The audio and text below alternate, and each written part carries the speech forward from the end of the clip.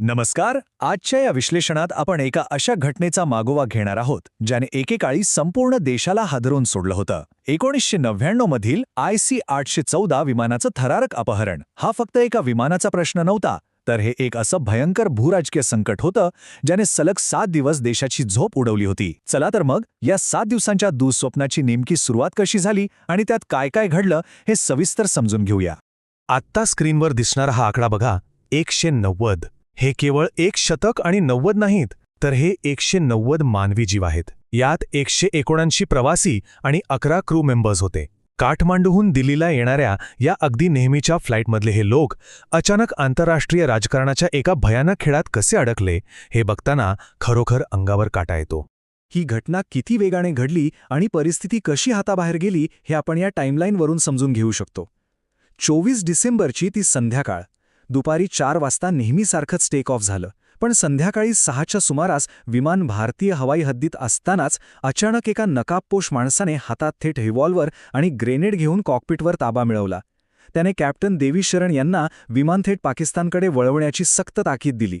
पण विमानात पुरेसं इंधन नसल्यामुळे संध्याकाळी 7 वाजता अमृतसरमध्ये आपत्कालीन लँडिंग करावं लागलं.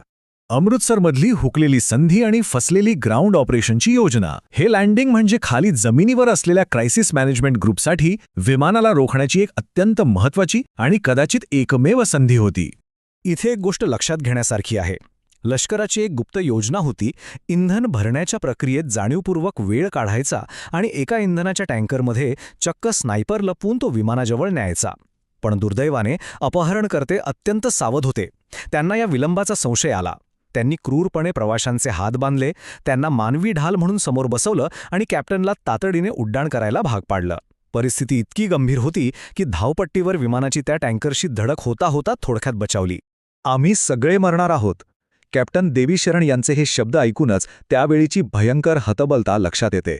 अपहरणकर्त्यांनी प्रवाशांना मारण्याची थेट धमकी दिली होती.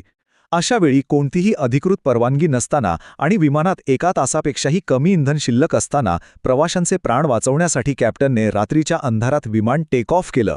तो क्षण किती थरारक असेल याची आपण फक्त कल्पनाच करू शकतो. निराशेचं उड्डाण आणि धावपट्टीचा शोध. इथून पुढे सुरू झाला तो एक भयंकर आणि जीवघेणा प्रवास. कारण विमानाला एकामागून एक शत्रुत्वाच्या हवाई हद्दीत लँडिंगसाठी परवानगी नाकारली जात होती. रात्री 8च्या सुमारास काय घडलं ते पहा. लाहोरमध्ये पाकिस्तानी अधिकाऱ्यांनी एअरपोर्टचे सगळे नॅव्हिगेशन लाईट्स बंद केले. विमानाचं अक्षरशः क्रॅश लँडिंगच होणार होतं. कॅप्टनने एका रस्त्यालाच धावपट्टी समजून विमान उतरवण्याचा प्रयत्न केला आणि अगदी शेवटच्या क्षणी लाईट्स चालू झाले. त्यानंतर तिथे इंधन भरून विमान दुबई गाठलं. तिथे रात्री 1:30 वाजता इंधनाच्या बदल्यात 27 प्रवाशांची सुटका करण्यात आली. पण दुबईतला हा थांबा एका अत्यंत दुःखद वास्तवाचा साक्षीदार ठरला. अमृतसरमध्ये ज्यांच्यावर चाकूने प्राणघातक हल्ला झाला होता ते 25 वर्षांचे प्रवासी रूपन कत्याल या अपहरणाचे पहिले बळी ठरले. त्यांचा मृतदेह दुबईत खाली उतरवण्यात आला. ह्या एका घटनेने अपहरणकर्ते किती क्रूर असू शकतात याची जाणीव संपूर्ण जगाला करून दिली. कंदाहारचा पेच प्रसंग. तालिबानच्या प्रदेशात दुबईहून उड्डाण केल्यानंतर 25 डिसेंबरच्या सकाळी हे विमान अफगाणिस्तानच्या कंदाहारमध्ये उतरलं आणि संकट एका नव्या आणि अतिशय धोकादायक वळणावर येऊन पोचलं. तिथे भारताचे कोणतेही अधिकृत संबंध नव्हते. कंदाहारमधली परिस्थिती अगदी अंगावर काटा आणणारी होती. सलग अनेक दिवस प्रवाशांना भयंकर शारीरिक आणि मानसिक छळाचा सामना करावा लागला. विमानाला चहूबाजूंनी तालिबानच्या रणगाड्यांनी आणि सशस्त्र सैनिकांनी गराडा घातला होता. बाहेरच्या गोठवणाऱ्या थंडीत केवळ प्रकाश आणि थोडी उष्णता मिळवण्यासाठी विमानाचं इंजिन सलग सुरू ठेवलं होतं. ना पुरेसं अन्न, ना पिण्याचं पाणी, ना स्वच्छतेची सोय. आणि ह्या सगळ्यात भर म्हणून अपहरणकर्ते विमानाच्या PA सिस्टमवरून प्रवाशांवर त्यांचा स्वतःचा प्रोपागंडा लादत होते. आता इकडे भारतात काय सुरू होतं? भारत सरकारसमोर एक अतिशय मोठी धोरणात्मक कोंडी निर्माण झाली होती. एका बाजूला गृहमंत्री LK अडवाणी यांचं स्पष्ट मत होतं की अपहरणकर्त्यांच्या मागण्या मान्य केल्यास आणि दहशतवाद्यांना सोडल्यास सरकारची प्रतिमा आणि देशाची सुरक्षा पूर्णपणे धोक्यात येईल. तर दुसऱ्या बाजूला परराष्ट्र मंत्री जसवंत सिंग यांचं म्हणणं होतं की निरपराध प्रवाशांचे प्राण वाचवायचे असतील तर तालिबानशी वाटाघाटी करणं ही त्यावेळची सर्वात मोठी गरज होती. हा पेच खरोखरच कठीण होता. मोजावी लागलेली मोठी किंमत. अखेरच्या वाटाघाटी. 27 डिसेंबरला भारताची निगोसिएशन टीम कंदाहारला पोहोचली. पण तालिबानच्या कडक लष्करी वेढ्यामुळे कोणतेही कमांडो ऑपरेशन करण्याची शक्यता तिथेच संपली होती.